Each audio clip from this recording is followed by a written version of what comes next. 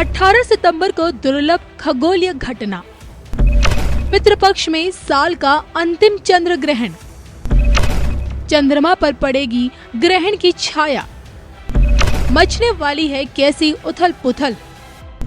रिश्तों में मानसिक तनाव करेगा कितना परेशान। किनकी खुशियों पर लगेगी ग्रहण की काली छाया। देखिए सिर्फ धर्म ज्ञान पर। नमस्कार, धर्म ज्ञान के दर्शकों का स्वागत है। कविता राणा और हमारे साथ राजपुरोहित मधुर जी। मधुर जी, स्वागत है आपका। सादर नमस्कार।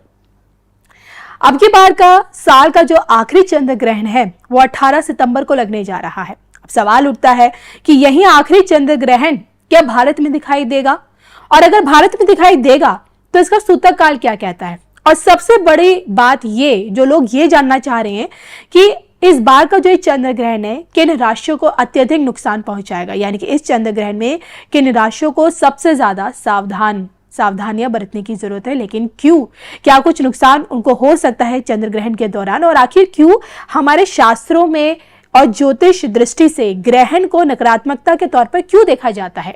इन्हीं तमाम सवालों के जवाब आज हम लेंगे राजपुरोहित जी से। सबसे पहले जानेंगे चंद्र ग्रहण के बारे में जो इस बार लगने जा रहा है 18 सितंबर को। बताएं। 18 सितंबर को चंद्र ग्रहण लग रहा है, जो सामान्य रूप से प्रकृति के लिए और समस्त जनमानस के लिए 12 राशियों के जातकों के लिए वो प्रभावशाली होगा। प्रभावशाली स्थिति में ये देखा जाता है जब जब सूर्य ग्रहण या चंद्र ग्रहण लगता है जी, तब परिस्थितियां मानव जाति में कहीं न कहीं 12 राशियों के जातकों के ऊपर विभिन्न प्रकार के कहीं लाभ कहीं हानि दोनों परिस्थितियां बनती हैं। सबसे बड़ा प्रश्न ये है कि चंद्र ग्रहण लगता क्यों है। पृथ्वी और चंद्रमा के मध्य अब सूर्य जब आएंगे तब उसी समय चंद्रमा का चंद्र ग्रहण परिस्थितियां ऐसी बनेगी कि चंद्र ग्रहण उस समय लगता है। अब रही बात कि चंद्र ग्रहण लगेगा 18 सितंबर को, इसका सूतक काल कितने घंटे पहले लगता है। चंद्रमा का जो चंद्र ग्रहण जो लगता है उसका सूतक काल 9 घंटे पहले लगता है। सूर्य ग्रहण जो लगता है उसका सूतक काल 12 घंटे पहले लगता है जी। तो 9 घंटे पहले सूतक काल लग जाएगा और 18 तारीख को प्रातः काल में, यानी कि जब हमारे यहाँ सूर्योदय हो रहा होगा तब चंद्र ग्रहण लगेगा। तो प्रातः काल का जो समय है वो 6:12 पर चंद्र ग्रहण शुरू होगा। चंद्र ग्रहण 6:12 पर शुरू होगा और सुबह यानी आने वाले कुछ समय बाद 10:17 पर यह चंद्र ग्रहण समाप्त हो जाएगा। 6:12 से 9 घंटे पूर्व सूतक काल लग जाएगा। सूतक काल जैसी परिस्थितियों में तमाम प्रकार के जातकों को थोड़ा सावधानी भी बरतनी चाहिए, खान पान आदि। लेकिन उस समय तो इस भारतवर्ष में लोग सो रहे होंगे, शयन की स्थिति में रहेंगे। सबसे बड़ी बात, सबसे बड़ा विषय यह है कि यह चंद्र ग्रहण भारत में नहीं दिखाई पड़ेगा।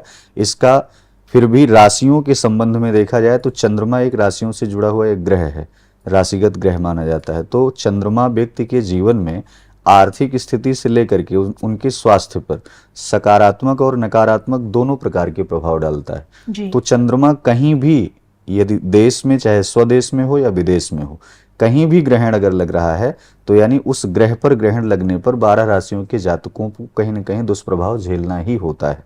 रही बात भारत में रह रहे लोगों को सावधानी बरतनी चाहिए, लेकिन उतना ज्यादा हानिकारक स्थिति नहीं बनेगी। लेकिन राशिगत देखा जाए तो उसमें 3 ऐसी प्रमुख राशियां निकल करके आती हैं जिनके जीवन में तमाम प्रकार के उतार चढ़ाव पहले से चल रहे थे।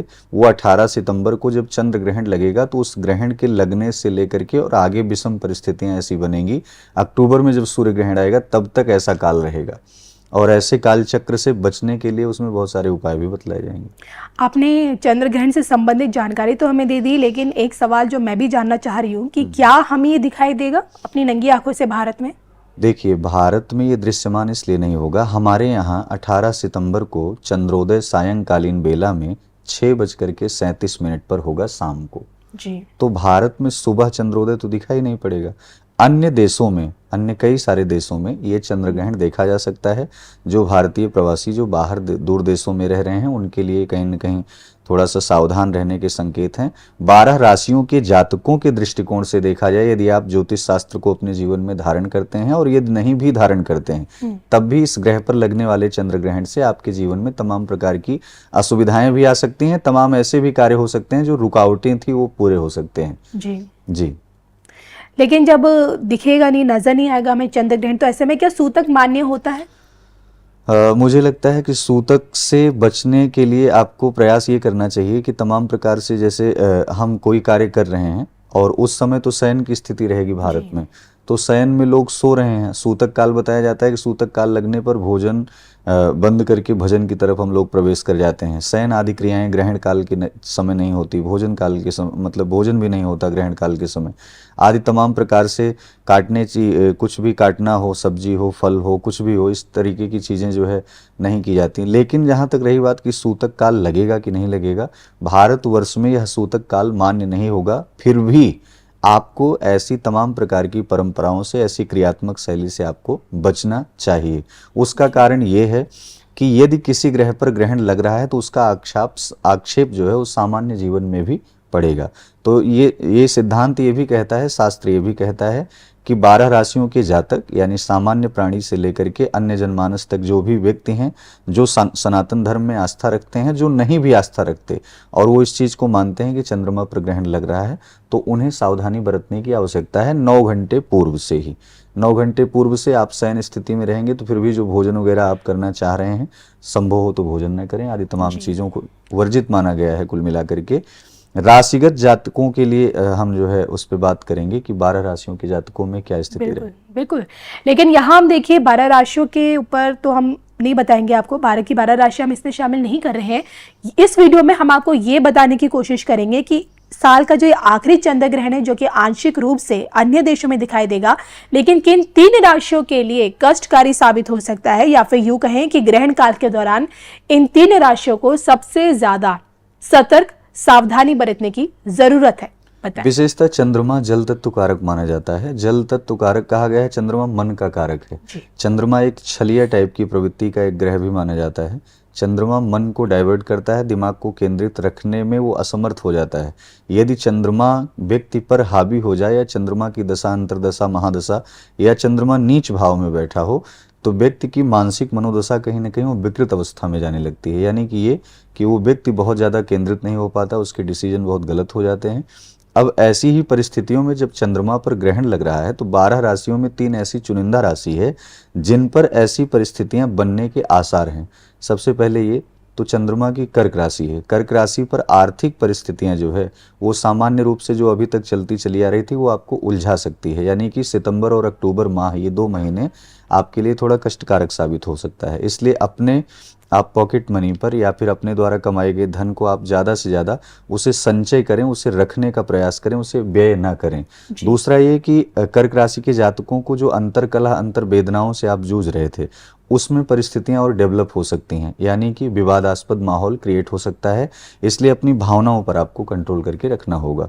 कर्क राशि के जातकों के लिए ऐसी 2 परिस्थितियां हैं जो सामान्य रूप से उनको आघात पहुंचा सकती हैं। अब दूसरी राशि जो है वो मकर राशि है।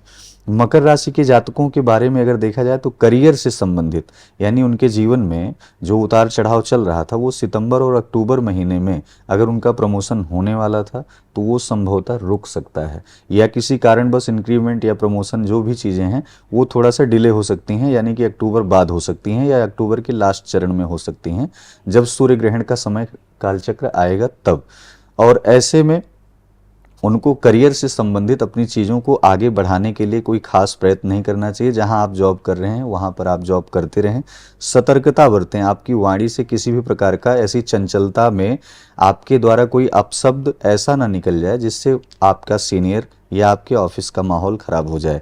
ये चीज़ें आपके घर पर भी लागू होती हैं। मकर राशि के जातकों को अपनी वाणी पर आपको खास करके नियंत्रण रखना होगा। वहीं तीसरी राशि की जो बात कर रहे हैं, तीसरी राशि है मीन राशि।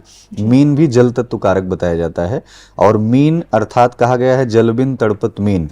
यानी कि व्यक्ति के जीवन में कहीं ना कहीं अगर किसी भी प्रकार का कोई रस नहीं है, प्रेम नहीं है, कोई किसी प्रकार का अगर कह सकते हैं कि भाव नहीं है, और वो मनुष्य फिर मनुष्य नहीं कहलाता है, तो ऐसी परिस्थिति में मीन राशि के जातकों को इस ग्रहण पर खास करके स्वास्थ्य पर ध्यान देना होगा। स्वास्थ्य में जैसे आप अगर मान लो कि सर्दी, जुकाम, बुखार आदि बहुत लंबे समय से पीड़ित चल रहे हैं, या हार्ट संबंधित आपको समस्याएं हैं, तो मीन राशि के जातकों को बहुत सचेत रहना होगा। सचेत में क्या है कि आपकी खान पान की परिस्थितियां जो हो वो बहुत ही संयमित हो। आपका खान पान, आपकी यात्रा, ये दो चीजें आपको विशेष कर कंट्रोल करके रखनी है। खास करके जब चंद्र ग्रहण से सूर्य ग्रहण के बीच का जो मध्य है, अर्थात सितंबर और अक्टूबर का जो मध्यकाल है, आप इन पर नियंत्रण रखेंगे तो वास्तव में इस चंद्र ग्रहण का जो दुष्प्रभाव है वो आपके जातकों में, आपके राशिगत उत्पन्न जातकों में नहीं पड़ पाएगा। अब अन्य जो 9 राशियां हैं, अन्य 9 राशियों के जीवन में भी चंद्रमा का उतना ही महत्व है। आपको भी बचना चाहिए, खास करके इस ग्रहण पर, इस ग्रहण काल से आपको बहुत बेहतर लाभ तो नहीं होगा, लेकिन सामान्य जिस तरीके से आपका जीवन यापन चल रहा है उसमें कोई कठिनाई नहीं साबित होगी। लेकिन ये 3 ऐसी राशियां हैं, कर्क है, मकर है और मीन है। इन तीनों राशियों को विशेषकर सावधानी बरतनी चाहिए। आप 12 राशियों के जातकों के जीवन में इस ग्रहण से कोई खास दुष्प्रभाव न बन जाए, इसके लिए हम आपको एक सूक्ष्म उपाय बता देते हैं। सूक्ष्म उपाय ये है कि यदि ग्रहण काल चल रहा है और ग्रहण काल समाप्त होने के तत्पश्चात आप स्नान ध्यान करके, मूर्ति पूजन, अपने घर का पूजन पाठ करके आप जो है दूध या फिर चावल का दान करें। दूध और चावल का दान आप किसी देवालय मंदिर में कर सकते हैं, किसी जरूरतमंद व्यक्ति को दे सकते हैं, या फिर गाय को या कुत्ते को दूध या फिर चावल आप खिला सकते हैं। वो पका भी हो सकता है और कच्चा भी हो सकता है। ऐसा करने से चंद्रमा के ऊपर जो ग्रहण लग रहा है वो आपके जीवन में किसी भी प्रकार की रोग की उत्पत्ति को नहीं होने देगा और आपका जीवन यापन सामान्य रूप से चलता रहेगा। चलिए, उम्मीद करूंगी कि राजपुरोहित द्वारा बताई गई यही जानकारी आप लोगों के लिए चंद्र ग्रहण से जुड़ी लाभदायक साबित हो। और इसी के साथ मुझे और राजपुरोहित जी को दोनों को इजाजत भी दीजिए। नमस्कार।